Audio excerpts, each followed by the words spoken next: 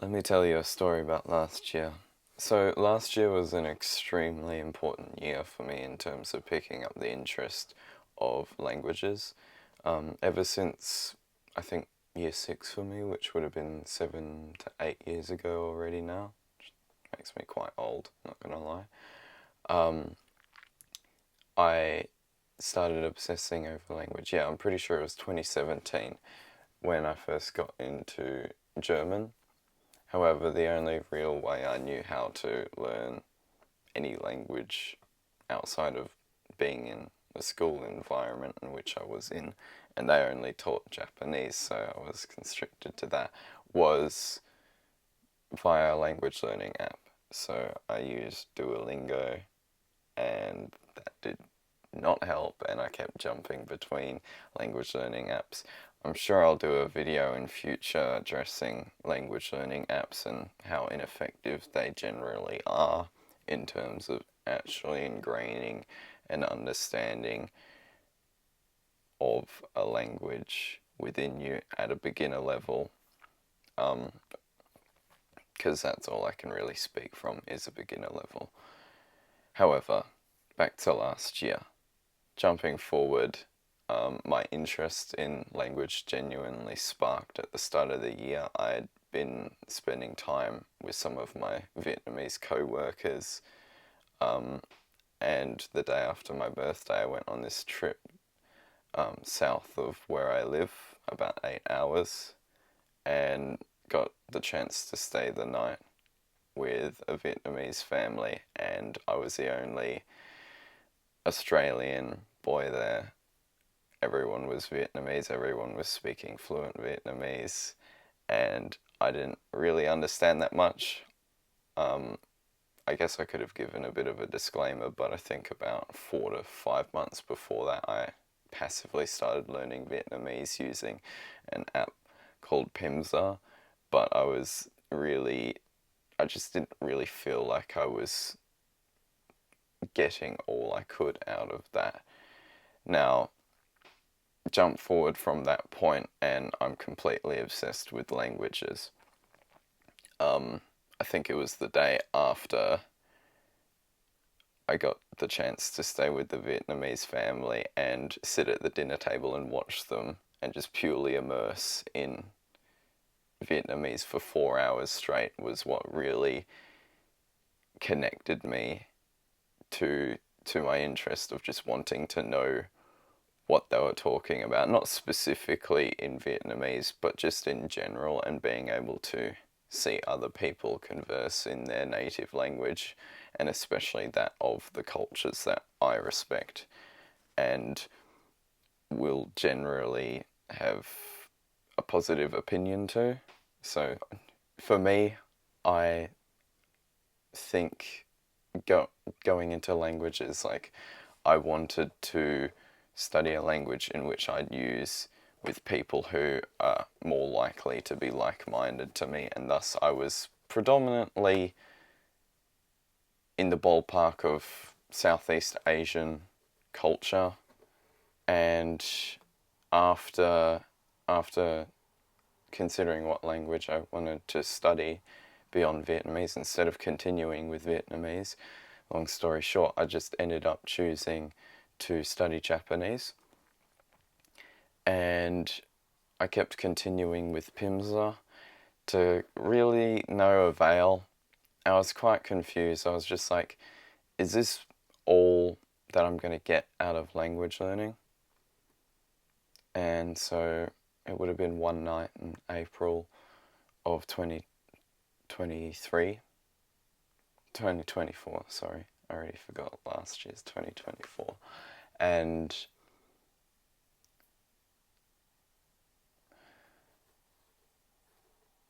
I I stumbled across this video about something, don't learn languages, acquire languages. And I'm sure I'll put the video in the description as a link, but that was super helpful to me in terms of just completely opening my eyes to the new world of language learning per se, which was called language acquisition. So I was really interested in this concept. I started watching more YouTubers that were trying to explain the concept in further detail, just because from the initial person who I'd watched detailing his method, it just seemed quite irreplicable for me. I felt like I needed something else in where I could be more personally connected to the language without having to worry about anyone else needing to physically be there with me, engaging in the target languages study. That was just the contents of the video, in which his name was Jeff Brown, I believe. I'm not sure if he's super popular in the language acquisition niche, but that video, from my knowledge, is quite popular. Regardless, I'll just link it in the description for you to go and see if you're interested, because it changed my perspective on languages, and I'm sure if you don't know about language acquisition just yet, it will change your perspective as well. Anyways though, I didn't feel like I could exactly copy Jeff's approach too well, because he was doing it in person. He was actually learning Arabic, or acquiring Arabic per se. So he cycled between engaging with multiple native speakers on a weekly basis, I believe, just sitting there talking to them for hours, having them like read magazines and describe stuff, purely just using the language, not using English or anything.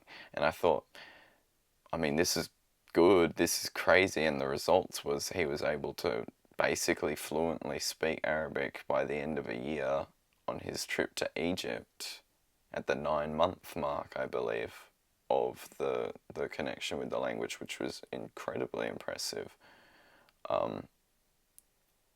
But I was just thinking, I'm just like, in my position, I live in like a small country town in Western Australia, so I was just like, how am I going to be able to connect with someone and speak to them and get them to speak to me in this way, in the form of like a language exchange on a consistent enough basis to where I'd actually be able to fluently converse in the language. So I started looking for slightly different methods, but still with the fundamental mindset towards acquisition. And that being the general and comprehensible input and all these new terms that I got used to over time. However, so I started watching a YouTuber by the name of Matt vs. Japan, and I can't exactly remember if he directly said this, but his approach was, and I believe still is, I'm just not sure if he's been releasing videos for the last 2 or 3 years on YouTube. However, when he was quite popular. I think as a Japanese, well, he's not a Japanese person, but like an American guy speaking Japanese, like those types of videos. Same with like Xiaoma for Chinese. If you don't know any of these names, by the way, I do apologize. So, anyways, this guy's just popular. His method seems quite scalable from the seams of things. So I look into it, and basically, bro was just a weeb. He was like a complete weeb. He watched a lot of Japanese. However, the approach was quite similar to what Jeff was doing.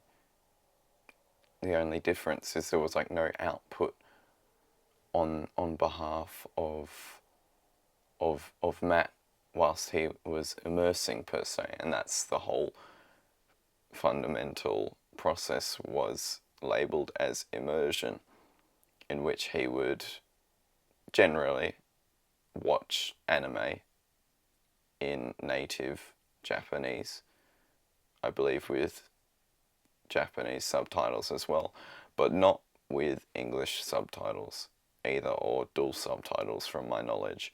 So he would engage in this just pure immersion, in which I'll refer to it as. And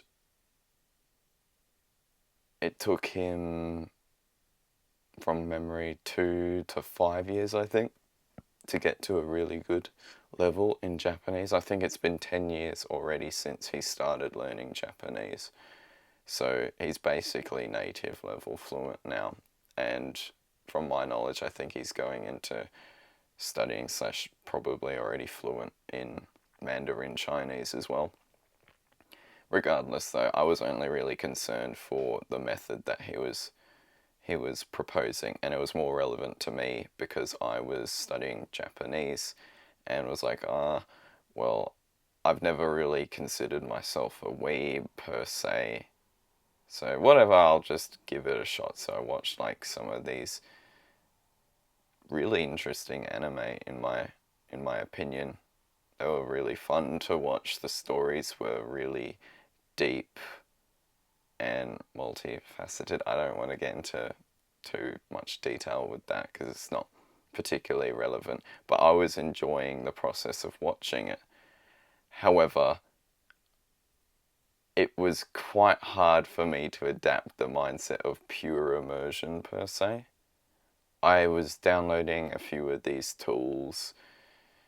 One tool called, I believe it was just Migaku, that I started off with, and I still use Migaku to this day for dual subtitle support for Japanese, and that's how I got into immersion, was using a software like Migaku on Netflix, which enabled dual subtitle support, showing me everything in Japanese, and then I was able to customize hiding the English if I wanted to or not.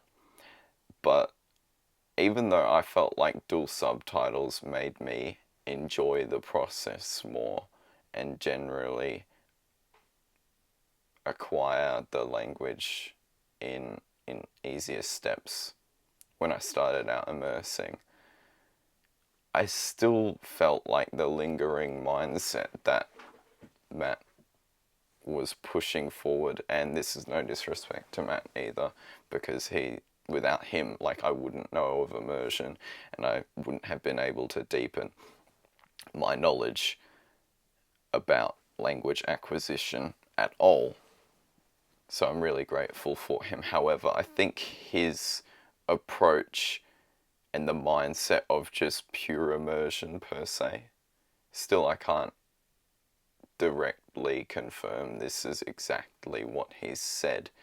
Just the influence from his videos did convince me that he didn't use any like outside tools. It was pretty much just immersion and Anki from my knowledge. So he was using Anki.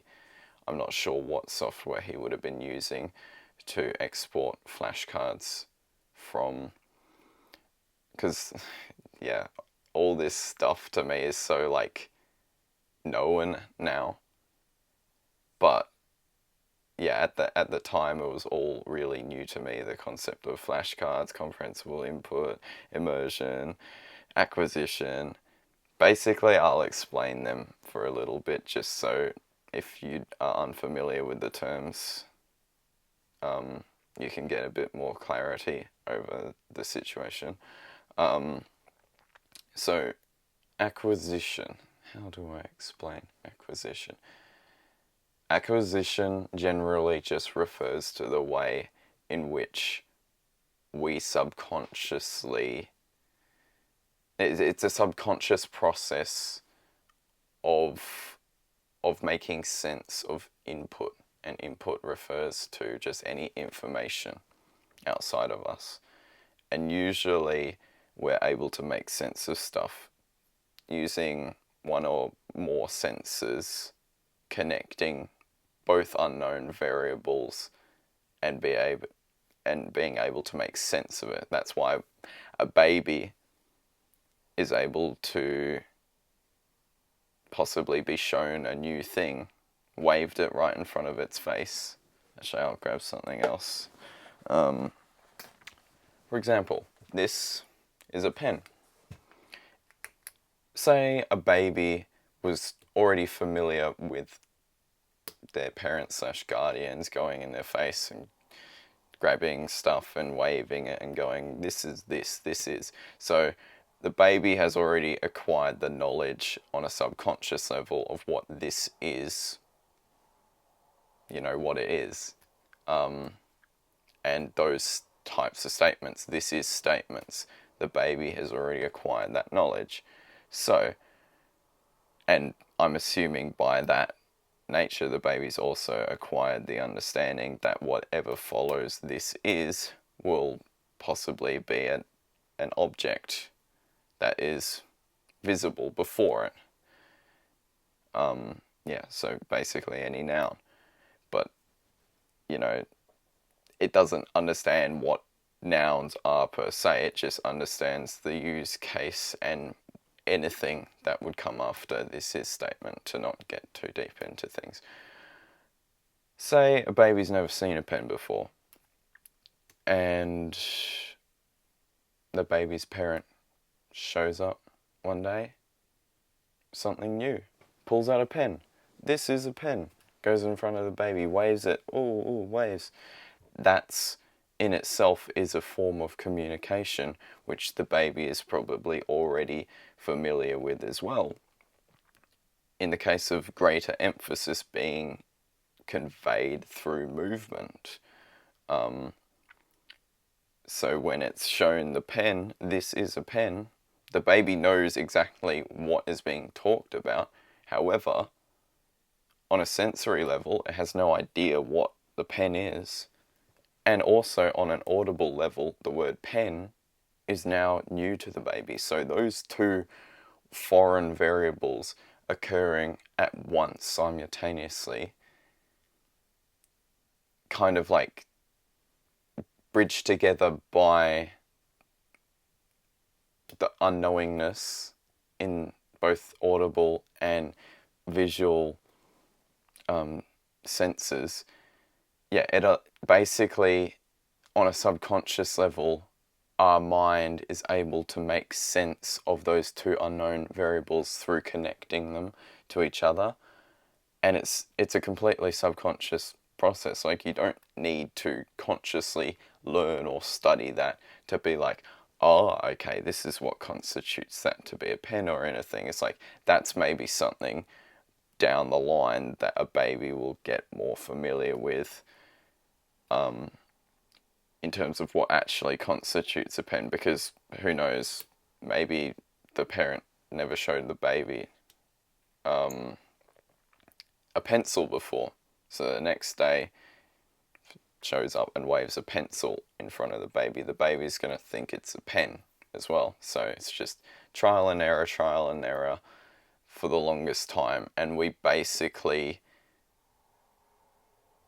subconsciously acquire a language, our mother tongue, from our from our birth, not from our conception. Jesus Christ, from our birth, in which we just have so much exposure to new vocabulary. Usually, our parents / guardians or whoever's raising us as children will put us in the environment and where new things are very easily made sense of, because that's all it is just being able to easily put the baby in an environment and where it can acquire. And the funniest thing is, we've completely forgotten about the whole concept of acquisition, or we don't even really know it. So coming back to like my initial connection with languages outside of English, the whole consensus behind how to learn a language was just through these like really bland and confusing study methods based either in predominantly language learning apps such as Duolingo and Babbel and all those apps. Pimsleur I also mentioned, or through school/university, those institutions pushing forward like language learning in quite. It depends on the teacher, of course, and if they actually know about acquisition, but most of language and how it's taught is not actually effective. For example, I went to school for 6 years and studied Japanese, and we did about, I think, 2 hours a week collectively within my class. 2 hours a week for 6 years is a long time, compounded. Actually, I think it might have been 7. My goodness. No, okay, it was 6 years, never mind. But still, regardless, really long time. So you assume, well, don't you know something from Japanese from that? I do know some Japanese now, however, that I would definitely not connect to my experience at school with Japanese. In no way did I feel like I came out of Japanese after the 6 years of passively studying it within class, being able to speak the language, being able to understand other people speak the language, being able to understand why certain grammar concepts were used at all. I think collectively myself and my whole class, whenever they saw the sentence end with the copula des, the polite copula. Actually, I don't like to get into specific terms. I was going to call it a word, but... And guess what? I didn't even know it was a copula back then, or what the fuck a copula was, or anything. But when the sentence ended with des, it's like, oh, okay, well, it just ends with des for some reason. It's like a full stop. That's basically what our understanding of the language, and that is so far removed from the actual logic of the language, so it's like almost counterproductive, and always like putting, like, if you're to learn a language in that way, it would just constantly be undermining your capacity to move forward, because that's such a fundamental grammar concept and point that needs to be understood early on. Otherwise, your exposure to the copula, for example, like if I didn't understand what the copula was after my experience with, it wasn't with Immersion, it was with other stuff, but I'll reference that later, then I would have had the hardest time trying to trying to just understand Japanese, because that's all it really is putting ourselves in positions in where we can understand the messages that are being said. So if we don't understand what's being said, how can we expect to just get this blind exposure to it and understand the underlying grammar and logic of the language and how certain concepts are being communicated? Now, I think this is a predominantly difficult thing with Japanese in comparison with English. It's like they come from completely different worlds, man. At least from my experience with Japanese. I stopped studying Japanese last year as well, and I might go back into it in a few years' time. However, my focus is on Thai. Don't want to get into discussion about that right now. But my connection with Japanese definitely taught me that, holy shit, there can be this level of disparity between your capacity to just communicate with someone else. It's crazy. There's like no clicking noises or anything mid-sentence. Like, I think,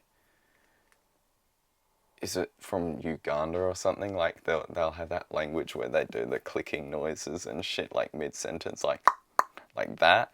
It's obviously not on that level of difference per se, just in terms of the logic underlying the sentences and how stuff is expressed is just, it's fundamentally completely different. So you cannot think of Japanese and the words in the same way that you'd think of them in English and be able to communicate the concepts on a subconscious level, for that matter of fact. Like, that's why, for me, I wasn't even able to properly output Japanese after 8 months of acquiring it, 8 months of immersing and trying really hard with it, spending upwards of like 6 to 8 hours every day just getting in either passive or active immersion. Come back to these concepts because I've gone on a bit of a tangent though.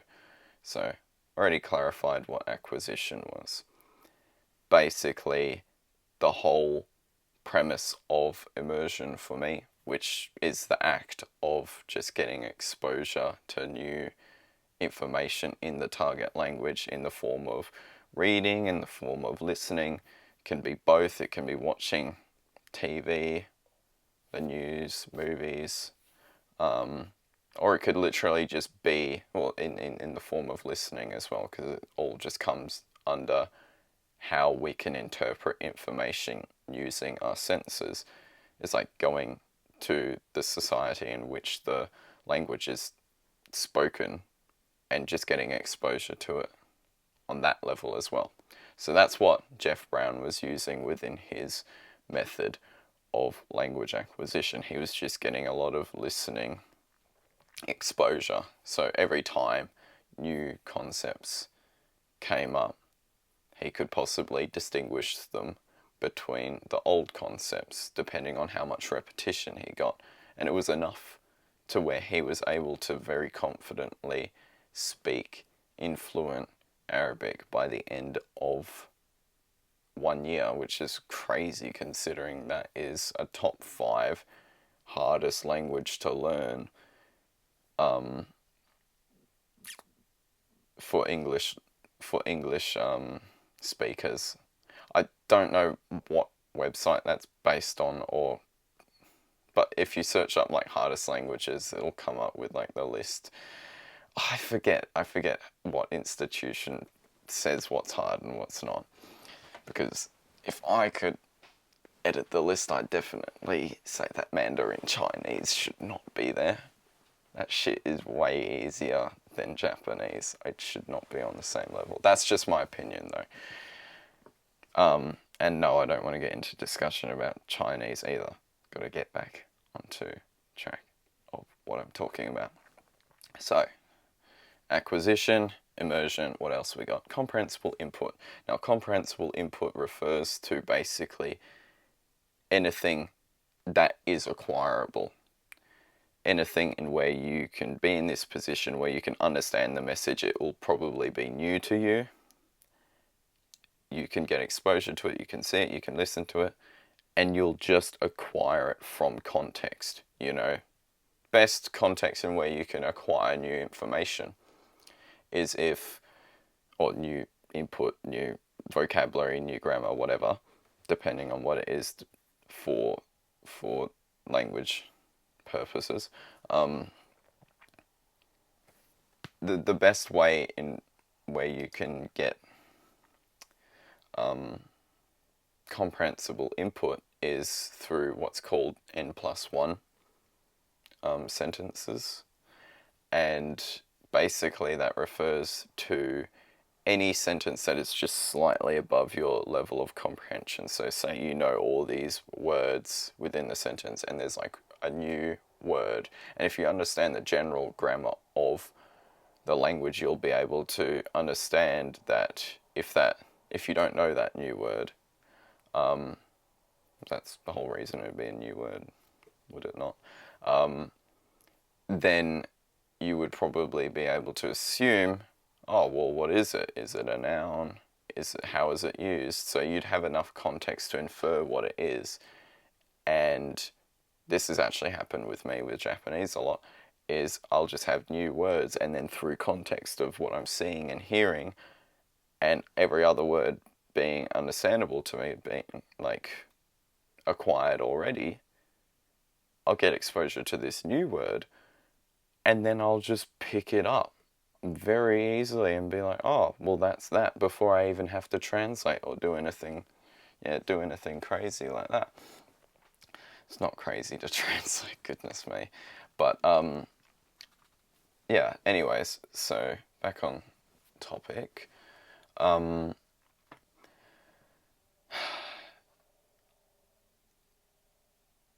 With my initial exposure to immersion, I was kind of like constrained by the mindset of what had predominantly been from the influence of Matt versus Japan, to where I felt like I was being counterproductive, immersing with dual subtitles and doing what kind of felt like it was working a bit more, what allowed for greater enjoyment with the whole process of language learning more.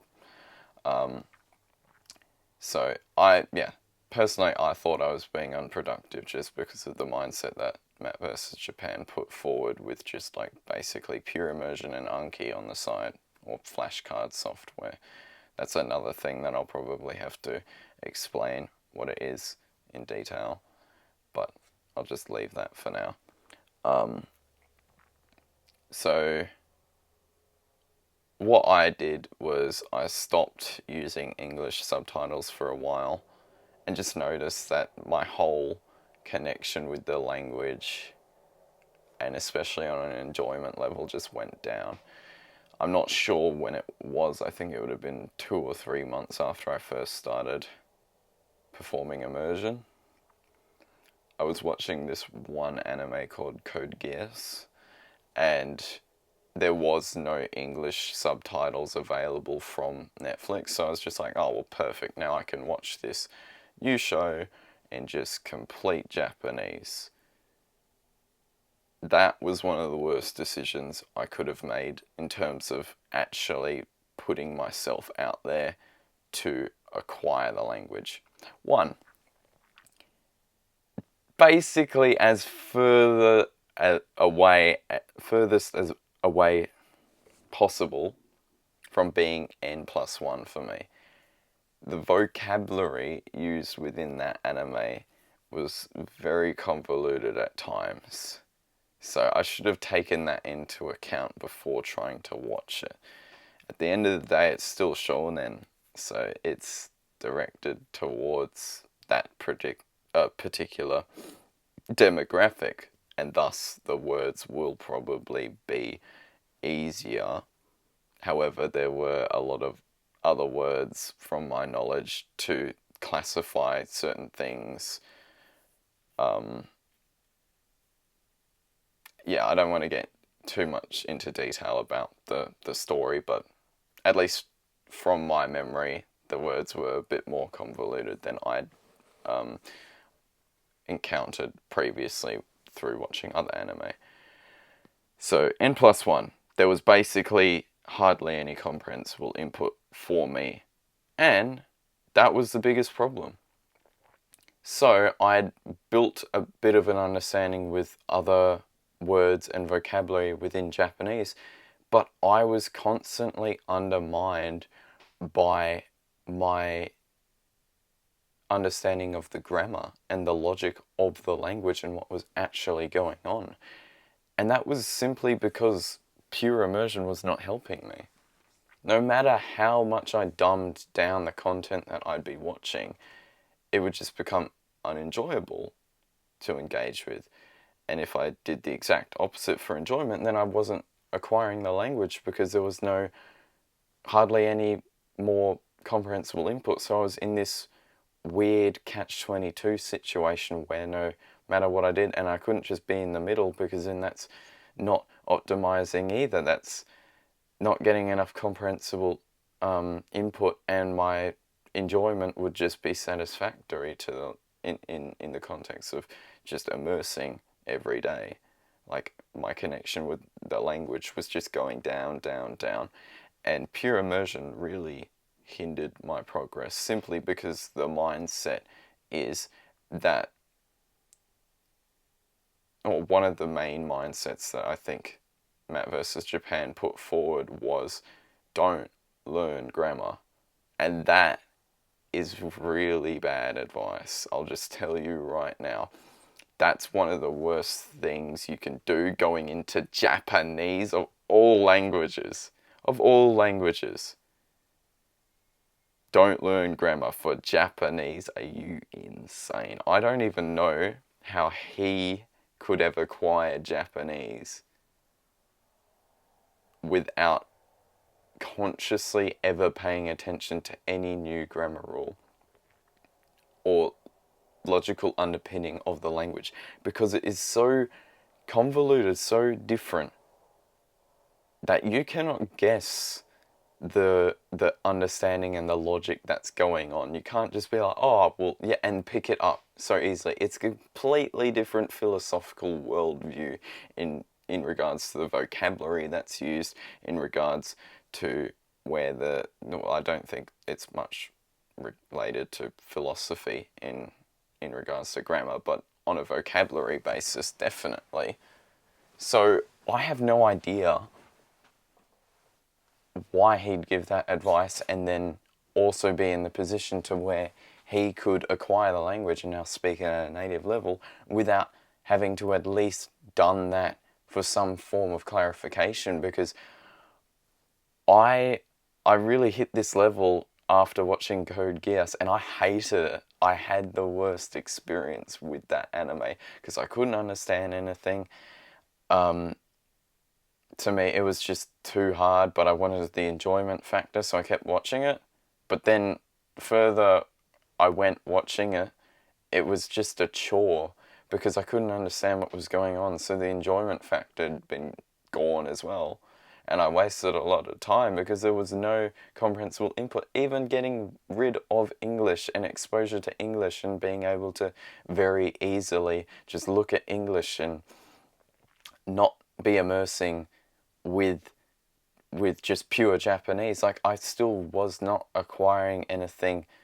Well, I would have had like 2 or 3 examples of comprehensible input maybe within a week, which is fucking crazy for someone who, I used to wake up at like 3 o'clock. I woke up at 3 o'clock today actually, but I've been back and forth with that kind of schedule. Not particularly relevant. However, last year, when I was waking up at 3 o'clock just to do immersion, just to get that in before the rest of my day started. And it was like 3 times a week or whatever. And I was watching Code Geass. I think it took about a week and a half or maybe 2 weeks. There's 50 episodes, so yeah, I'd probably go through 8 to 9 episodes on the day. Yeah, so for some reason for me, I think it went just over a week. So maybe I was watching like 7 to 8 episodes every day, which is crazy. I was like fully obsessing over it whilst not being able to actually understand what was going on. So it was a really grueling process for me. At the end of it, was just questioning immersion and particularly my understanding of acquisition. Like I was just like, well, I'm back where I started with Pimzo and with all these other language learning apps that I used to like use. It's like I am constrained by my current approach. What can I do? Little did I know that I was constraining myself with the fundamental understanding of the structure to the language, and I thought it was a sin to just pick up a fucking grammar book and study Japanese. Now, for Japanese, not that it's a sin to do so, personally, and if anyone watching this video is interested in wanting to study Japanese, do not pick up grammar books. Instead, do what I did. Just watch videos about people who actually understand the structure of the language, and there is no one better than Dolly Sensei. I'll put a link to her profile / channel in the description as well, just for anyone who's watching and is interested in learning or studying Japanese. If you watch her structure, actually, I'll link her playlist on Japanese structure. I won't just link her channel. I'll just link that one in the description, and you should be able to see that. So yeah, it was around after Code Geass, I basically went on YouTube to find the solution to my problems, because that's what I do, is like, or that's what I did a lot, was I just go onto YouTube, be like, why is this not working, whatever. But I don't think I would have been, yeah, it would have been like a week or something afterwards. I didn't know what to directly ask, because I didn't even know what the problem was back then. And then it became very apparent to me, oh shit, it's just because I don't understand the grammar, I don't understand the structure. But I thought it was a sin to engage with grammar structure. And then obviously I came across Dolly, who already understood immersion, who already understood the concepts of acquisition, of comprehensible input. And that was really rare for me to have come across someone who knows about immersion, acquisition, like all these concepts, and then know about the importance of structure, because that was a completely new thing to me. From the people I'd already watched, they basically did not emphasize any conscious learning of the language in the case of engaging with grammar material.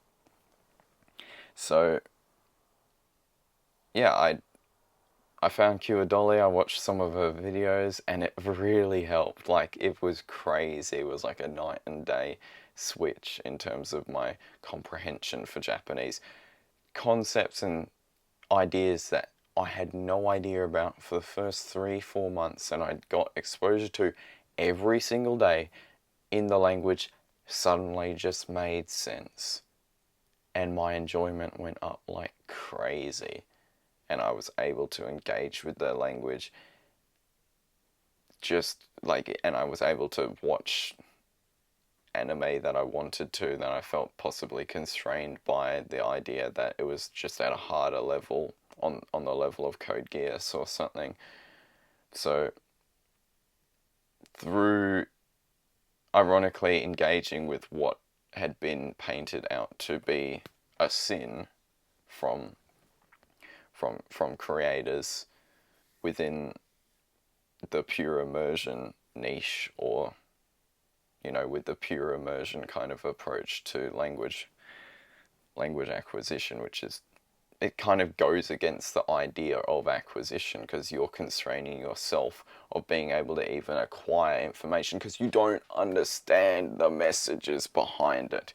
And that's the whole point that I'm trying to convey, is do not, if you're going to go into acquiring a new language, if you're interested about the idea of acquiring a language and having the freedom of watching TV shows, movies in this new language, or not this new target language of study, do not just adopt this pure immersion, no grammar kind of mindset, because it will constrain, especially with Japanese, and especially with, from my knowledge, Korean as well, because those two languages, I think Korean's grammar structure is heavily influenced from Japanese.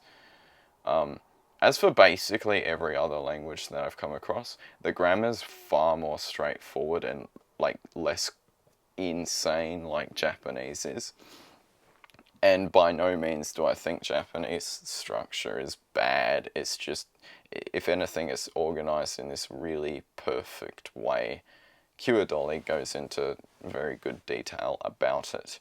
But yeah, I won't just regurgitate everything that she said. I'll just leave you with the resource of being able to watch her videos just in case you're interested.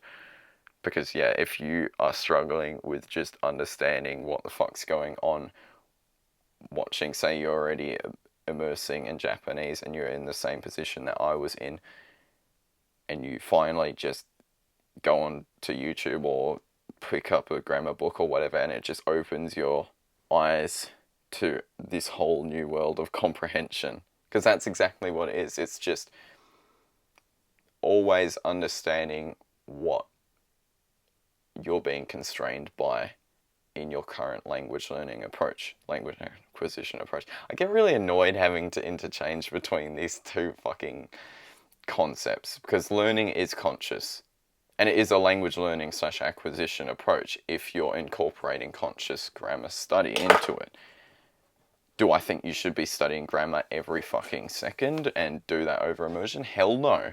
Immersion is super important.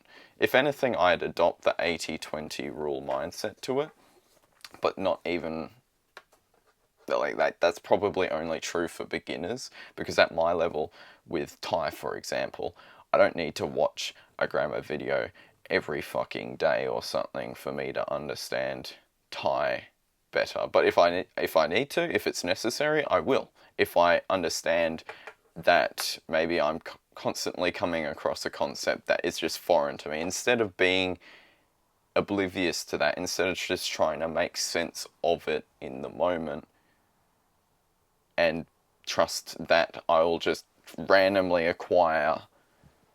I probably will, honestly. If it's not Japanese, you probably will actually acquire it within some degree of time, but I don't want to waste more time. And it's like a very easy thing for me to do. I just go onto YouTube and I just search up about it. It's just a matter of finding a creator who understands both the structure of English and the structure of, the target language that you're studying. For me, also, there's this channel called I Get Thais that is really helpful for me trying to understand Thai grammar and certain vocabulary that's just a bit more nuanced in comparison with English. He's been a real big help for me. So if anyone's learning Thai here, which I highly doubt, I feel like I'm the only one here learning / acquiring Thai at the moment, check out I Get Thais. I'll just link. I'll link him. I'll link Dolly. I'll link everything down in the description for you to check out. Now, is there anything else for me to say?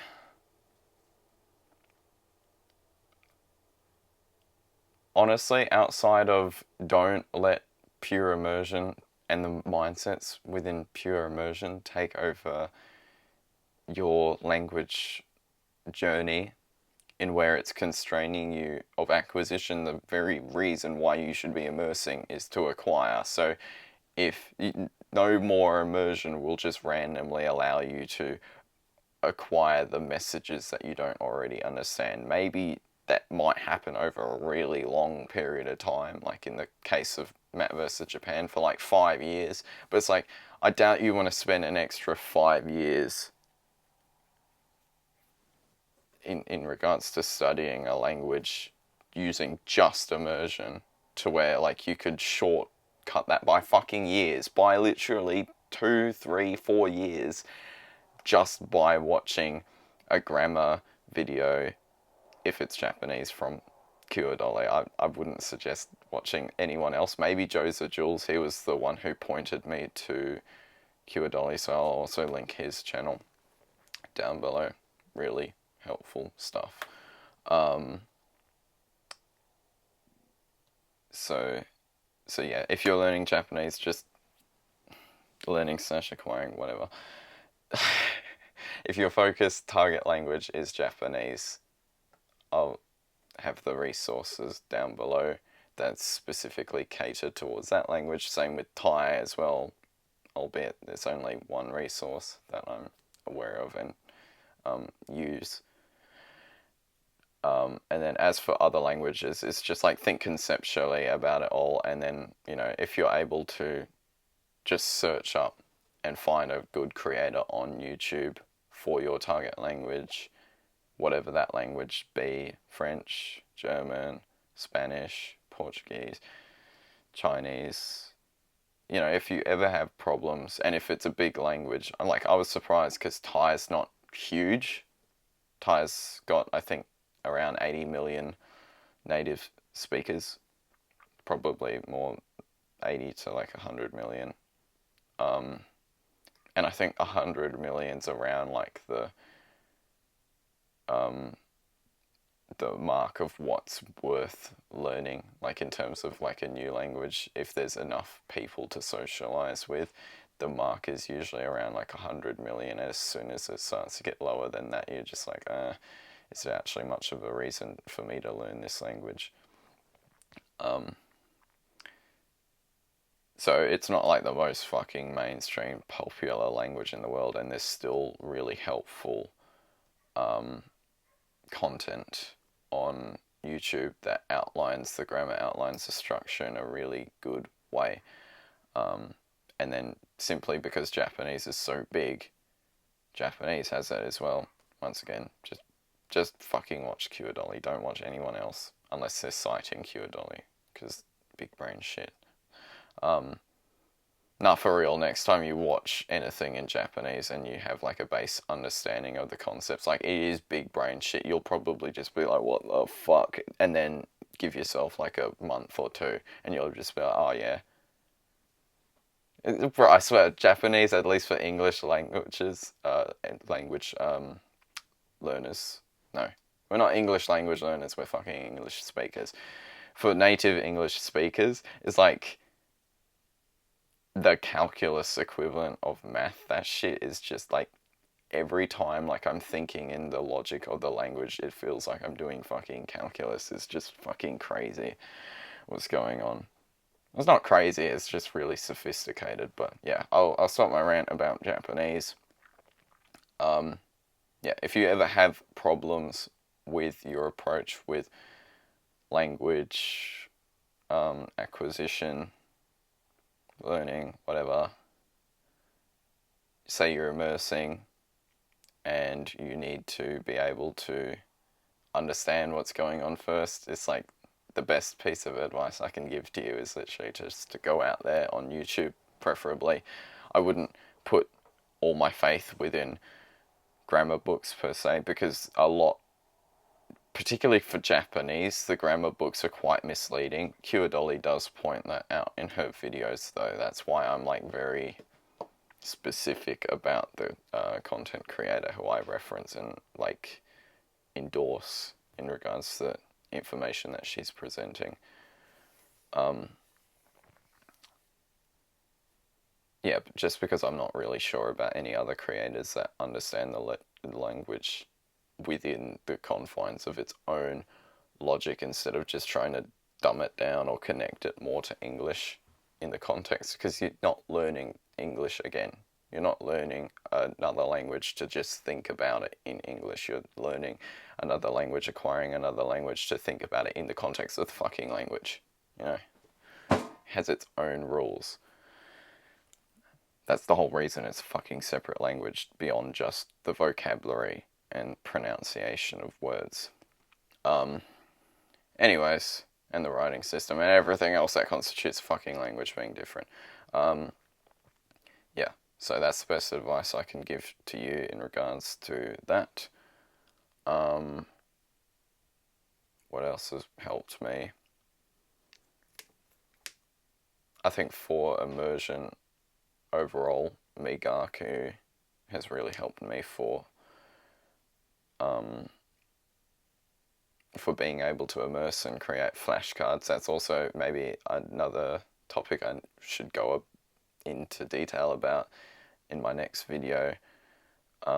Is just talking about flashcards and flashcard, like the tools that I use that allow for flashcard, like instant flashcard creation, and it's like connected to the content that I immerse in. You know, I don't have to manually create that. That's something I'll definitely probably go into tomorrow. I'm planning on having like this consistency of just waking up and recording every morning. I know these videos aren't really good per se, but I mean like no one really starts out perfect in any endeavor. So the whole matter for me recording right now is to just get better at the skill, get better at communicating what I have to say, ironically using my language better, and discussing the topics and concepts that have helped me with my language learning / acquisition journey, and hopefully help you. It definitely, I think it'd be helping you if you're already watching to like this point in the video. This is crazy. It's like fucking an hour long, but I mean, that's me getting used to me here. Like, I go on rants. So if you like this content, please give it a like or subscribe, or however you feel inclined to show your appreciation. Or you could just keep watching videos, or not. I don't think you. Okay, whatever. I don't care.